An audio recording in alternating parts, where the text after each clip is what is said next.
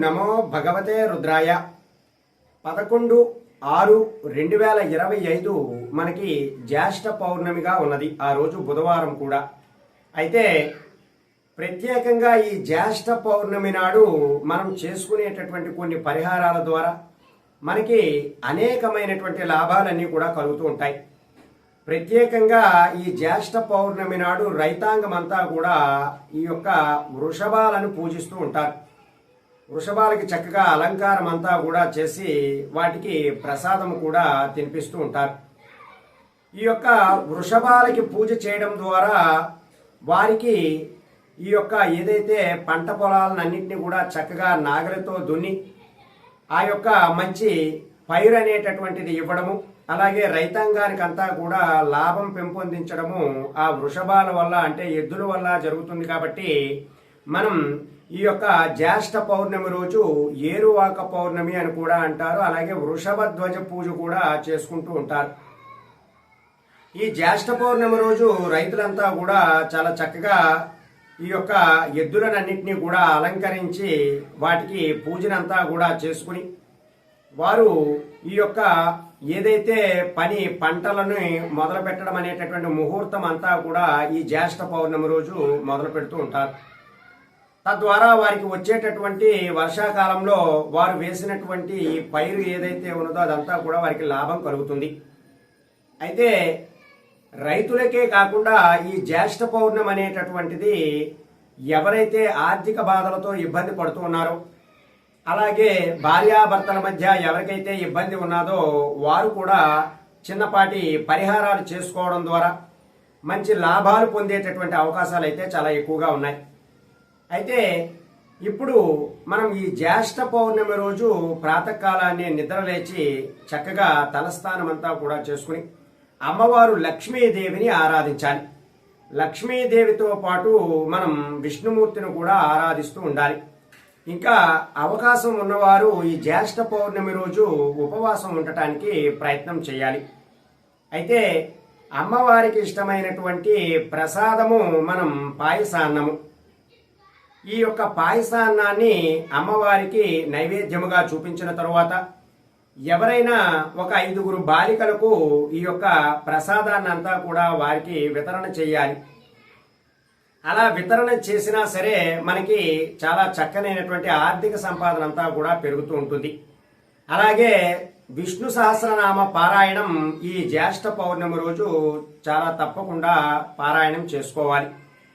అలాగే లక్ష్మీదేవి అనుగ్రహం కోసం ఇప్పుడు నేను చెప్పబోతున్నటువంటి ఈ పరిహారాలు గనక ఈ జ్యేష్ఠ పౌర్ణమి రోజు ఆచరించుకున్నారు అంటే ఖచ్చితంగా లక్ష్మీదేవి యొక్క అనుగ్రహం కలిగి మీకు ధన ప్రవాహం అనేటటువంటిది జరుగుతుంది. ఈ యొక్క జ్యేష్ఠ పౌర్ణమి రోజు మీరు ఈ యొక్క పరిహారాన్ని ఉదయమైనా ఆచరించవచ్చును, లేదా సాయంత్రమైనా సరే ఆచరించవచ్చును. అయితే మనకి పౌర్ణమి తిథి మధ్యాహ్నం వరకే ఉన్నది కాబట్టి మనం ఉదయాన్నే ఆచరించటమే చాలా శ్రేయస్కరం. అంటే పౌర్ణమి గడియలలో ఈ పరిహారాన్ని ఆచరిస్తే చక్కగా ధన ప్రవాహం అనేటటువంటిది పెరుగుతూ ఉంటుంది. ఈ యొక్క జ్యేష్ఠ పౌర్ణమి రోజు మీరు అమ్మవారికి లక్ష్మీదేవి యొక్క పటము ముందు కానీ లేదా లక్ష్మీదేవి యొక్క విగ్రహం ముందు కానీ ఒక 11 గవ్వలని ఉంచాలి. మనకి పూజా స్టోర్లో లక్ష్మీ గవ్వలు అని అడిగితే ఇస్తారు. ఆ లక్ష్మీ గవ్వలను తీసుకుని వచ్చి ఆ అమ్మవారి యొక్క పాదాల వద్ద ఉంచి వాటికి చక్కగా పసుపు రాసి కుంకుమ బొట్లు పెట్టి ఆ పసుపు కుంకుమ బొట్లు పెట్టినటువంటి ఆ గవ్వల పైన మరలా కుంకుమతో పూజ చేస్తూ ఉండాలి. అయితే ఈ కుంకుమతో పూజ చేస్తున్నటువంటి సమయంలో ఖచ్చితంగా ఇప్పుడు మీరు లక్ష్మీ అష్టకం కానీ లేదా కనకదార స్తోత్రాన్ని కానీ పారాయణం చేసుకోవాలి.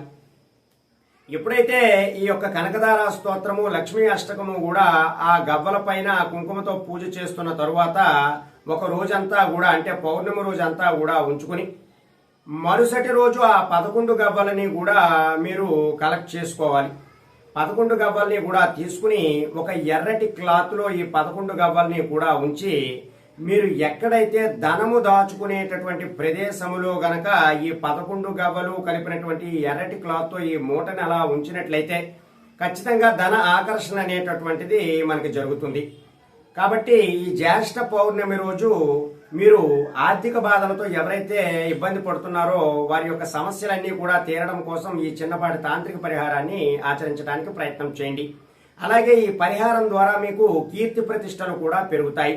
మనం ధన సంపాదనతో పాటు మన గౌరవ మర్యాదలను కూడా పెంచుకోవడానికి మనం ప్రయత్నం చేయాలి. అప్పుడే లక్ష్మీ అమ్మవారు మనకి చాలా ఎక్కువగా ఆకర్షిస్తూ ఉంటారు. ఈ సమయంలో మనం లక్ష్మీనారాయణుల యొక్క పూజను కూడా మనం చేసుకుంటూ ఉండాలి.